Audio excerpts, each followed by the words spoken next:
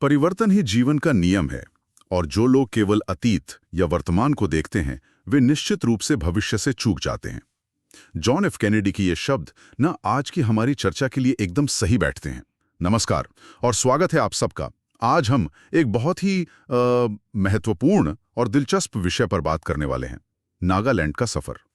कैसे एक राज्य जो कभी उग्रवाद की गिरफ्त में था आज विकास और अपनी सांस्कृतिक पहचान को फिर से जिंदा करने की राह पर है। हमारी ये बातचीत द प्रिंट में छपे एक लेख पर आधारित है जिसमें कुछ व्यक्तिगत अनुभव भी शामिल हैं। और देखिए, ये विषय यूपीएससी एस्पिरेंट्स के लिए तो बहुत ही जरूरी है। मतलब मेंस में internal security, development issues, regional politics और प्रीलिम्स में भी जीआई टैग्स, त्योहार, डोनर वगैरह से सवाल बन सकते हैं। और आम जानकारी के लिए भी ये काफी अहम है। तो हमारा इरादा है कि हम नागालैंड की इस पूरी यात्रा को समझें, पुरानी चुनौतियां, अहम मोड़, विकास की कोशिशें, सांस्कृतिक बदलाव और आज की राजनीतिक स्थिति। ठीक है, तो शुरू करें। इस बदलाव को ठीक से समझने के लिए ना हमें पहले थोड़ा पीछे जाना होगा। 1990 के दशक में स्रोत बताते हैं कि वो दौर डर और अनिश्चितता का था। ऐसा लगता था जैसे राज्य का वजूद ही नहीं है। 1995 में कोहिमा के जो डीसी थे एलवी रेड्डी, उनकी ऑफिस में ही दिन दहाड़े हत्या हो गई थी। सोचिए कितनी गंभीर स्थिति रही होगी। हाँ, ये घटना दिखाती है कि नियंत्रण कितना कम था। स्रोत में लेखक अपने 1996 और 1998 के दौरों का जिक्र करते हैं। उन्होंने इसे राज्य का मुरझाना कहा है, withering away of the state. मतलब आम आदमी की जिंदगी में सरकार कहीं थी ही नहीं। हाँ बिल्कुल, ये राज्य के मुरझाने वाली बात बहुत अहम है। इसका मतलब था कि शासन का जो ढांचा होता है ना, वो लगभग टूट चुका था। सही का। और कोहिमा, दीमापुर, फेक, मोकोकचुंग, हर जगह अंडरग्राउंड ग्रुप्स यानी यूजी का दबदबा था। बिल्कुल, जब राज्य सुरक्षा और सेवाएं नहीं दे पाता तो वो खाली जगह कोई और भरता है। यहाँ वो यूजी समूह थे। दुकानें सूरज ढलने से पहले बंद, लोगों के, सरकारी कर्मचारियों के चेहरों पर एक डर सा साफ दिखता था। और इसका सीधा असर लोगों के भरोसे पर पड़ता है, व्यवस्था पर से विश्वास उठने लगता है। चुनाव बहिष्कार की बातें होती थी। सड़कें, राजधानी कोहिमा जाने वाला नेशनल हाईवे तक गड्ढों से भरा था। हाँ, ये बुनियादी ढांचे की कमी भी एक बड़ा मुद्दा थी। और ये यूजी ग्रुप्स अपना अलग ही टैक्स वसूलते थे, व्यापारियों से, सरकारी बाबुओं से, ठेकेदारों से, सबसे। एक तरह की समानांतर सरकार है ना। हाँ बिल्कुल। और स्रोत में पत्रकारों के हवाले से यह भी कहा गया है कि राज्य और इन ग्रुप्स के बीच एक अजीब सी, क्या कहते हैं, मौन सहमति बन गई थी। ये दिलचस्प है। मतलब दो विरोधी ताकतें एक ही जगह एक अनकहे समझौते के तहत काम कर रही थीं। फिर 1997 में स्वराज कौशल ने NSCN-IM के साथ एक सीज फायर समझौता किया। हाँ, NSCN का इसाक मुइवा गुट जो सबसे ताकतवर माना जाता था। इससे जमीनी हकीकत थोड़ी बदली। एक समझ बनी कि कुछ चीजें होंगी, कुछ नहीं। शायद इसीलिए चुनाव के वक्त वोटिंग मशीन लाने ले जाने में या पर्यवेक्षकों के आने जाने में सीधी रुकावट नहीं डाली गई। हाँ, हालांकि प्रचार वगैरह तो शायद नाम मात्र का ही होता होगा। बिल्कुल, शहरों को छोड़ दें तो प्रचार लगभग जीरो था। लेकिन हाँ, जो वोट डालने गए उन्हें फिजिकली रोका नहीं गया। बड़ी अजीब सी स्थिति थी। ये एक स्थायी शांति नहीं थी, बस एक तरह का तनावपूर्ण संतुलन था जहां दोनों पक्ष अपनी जरूरत के हिसाब से माहौल बना रहे थे। तो इस मुश्किल दौर से बदलाव आया कैसे? दो बड़े मोड़ थे। पहला तो प्रशासनिक और सोच के स्तर पर। 2000 के बाद हवा थोड़ी बदली। 2001 में डोनर बना, department of development of north eastern region. और 2004 में उसे पूरा मंत्रालय बना दिया गया। ये एक बड़ा कदम था। हाँ, और इसके पीछे एक सोच ये बनी कि नॉर्थ ईस्ट सिर्फ लॉ एंड ऑर्डर या सुरक्षा का मसला नहीं है। सही बात है। कि इसे सिर्फ गृह और रक्षा मंत्रालय के नजरिए से नहीं देखा जा सकता। बिल्कुल। ये समझा गया कि इस इलाके की अपनी अलग जरूरतें हैं, विकास का एक अलग नजरिया चाहिए। हाँ, ये सिर्फ एक एडमिनिस्ट्रेटिव बदलाव नहीं था, ये सोच में बदलाव था, एक वैचारिक शिफ्ट। सही कहा। इसका सीधा मतलब था कि दिल्ली अब नॉर्थ ईस्ट को विकास की संभावनाओं वाले क्षेत्र की तरह देख रही है। और इसका असर फिर धीरे धीरे जमीन पर देखने लगा होगा। बिल्कुल, जब हेल्थ, एजुकेशन, एग्रीकल्चर में पैसा लगता है, सड़कें सुधरती हैं, कस्बों में लाइटें लगती हैं, तो लोगों की बातचीत का मुद्दा भी बदलता है।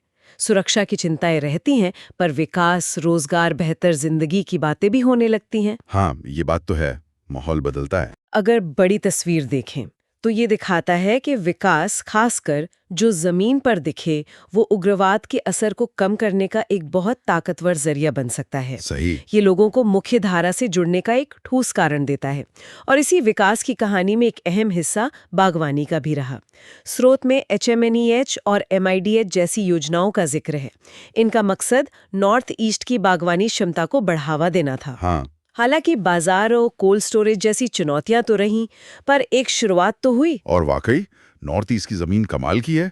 अरुणाचल की कीवी, नागालैंड त्रिपुरा का अनानास, मणिपुर मेघालय का संतरा, मिजोरम का अदरक, तेजपुर की लीची और भी बहुत कुछ, केले, पैशन फ्रूट, सब्जियां। नागालैंड के मामले में देखें तो NERMC ने 4 चीजों के लिए GI टैग हासिल करने में मदद की।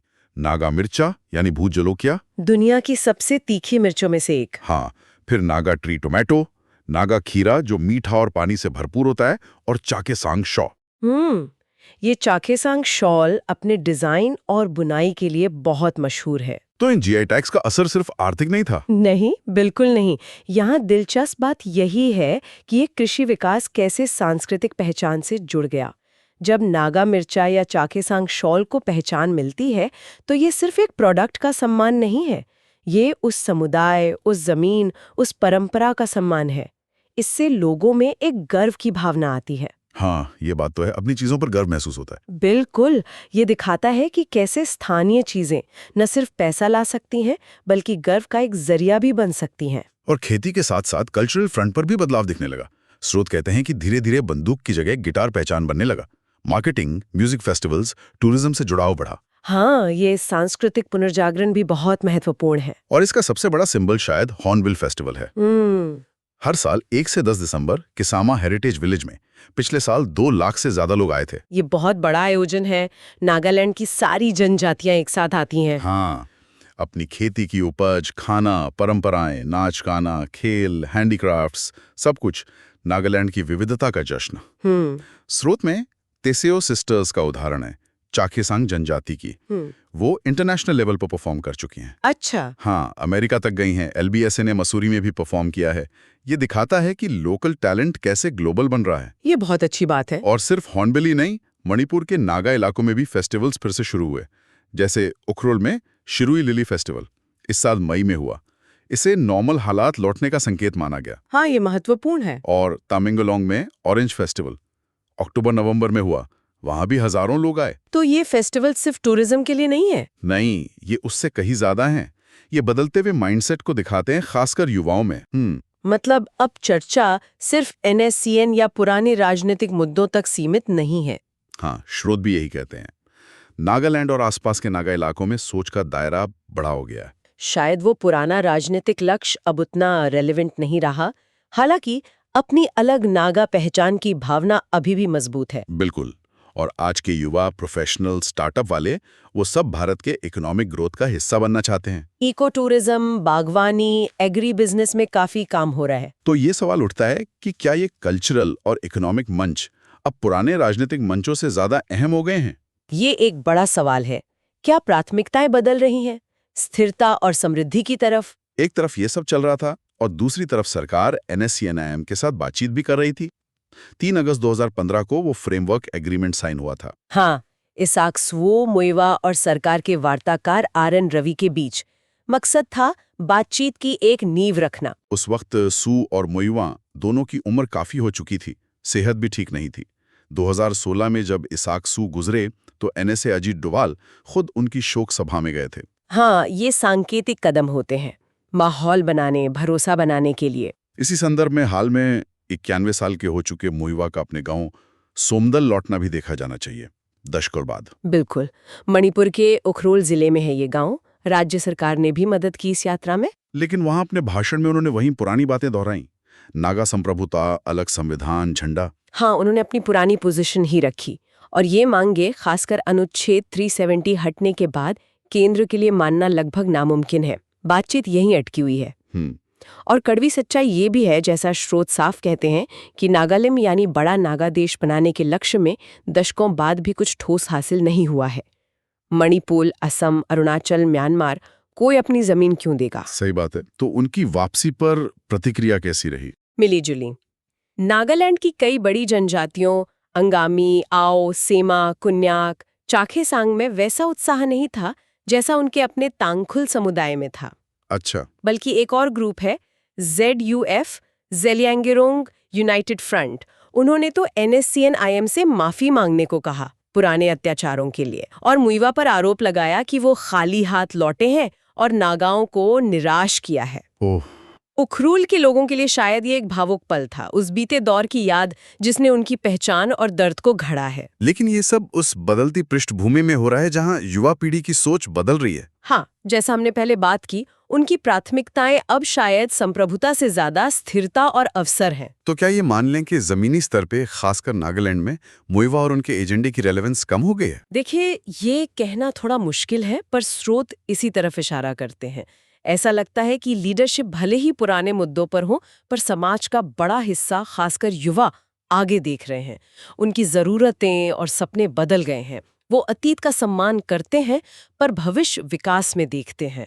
तो हाँ, शायद राजनीतिक प्रासंगिकता कम हुई है, भले ही भावनात्मक जुड़ाव हो। तो कुल मिला के कहानी ये है कि नागालैंड ने एक लंबा सफर तय किया है, डर और हिंसा से विकास, संस्कृति और नई उम्मीदों की तरफ। इसमें डोनर का फोकस, बागवानी, हॉर्नबिल जैसे फेस्टिवल और हाँ, वो जटिल शांति वार्ता, सबका रोल रहा है। बिल्कुल। नागालैंड आज एक बहुत ही दिलचस्प मोड़ पर है, जहां इतिहास का बोझ और पहचान के सवाल नई पीढ़ी की आर्थिक सामाजिक उम्मीदों से मिल रहे हैं। आगे का रास्ता पहचान, शांति और विकास के बीच संतुलन बनाने में ही है। और इस संतुलन को बनाने में सबसे बड़ा रोल शायद उसी युवा पीढ़ी का होगा जिसके सपने अब बदल रहे हैं। और यहीं पर हम एक सवाल छोड़ जाते हैं सोचने के लिए।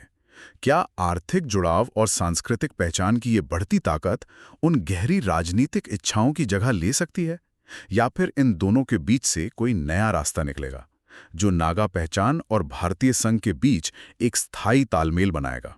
ये देखना होगा। अगर आपको नागालैंड के इस बदलाव पर हमारी ये बातचीत अच्छी लगी, जानकारीपूर्ण लगी, तो प्लीज़ इसे लाइक करें और हमारे चैनल को सब्सक्राइब जरूर करें। और अगर आपके कोई सवाल या विचार हैं तो नीचे कमेंट्स में जरूर लिखें। हाँ, हमें आपके फीडबैक का इंतजार रहेगा। और यूपीएससी की तैयारी करने वाले साथियों को फिर याद दिला दें, ये टॉपिक बहुत महत्वपूर्ण है। Internal security, development, culture, GI tags, सब कुछ। इसे अच्छे से समझिएगा। तो चलिए, अगली चर्चा तक के लिए हमें इजाजत दें। नमस्कार। नमस्कार।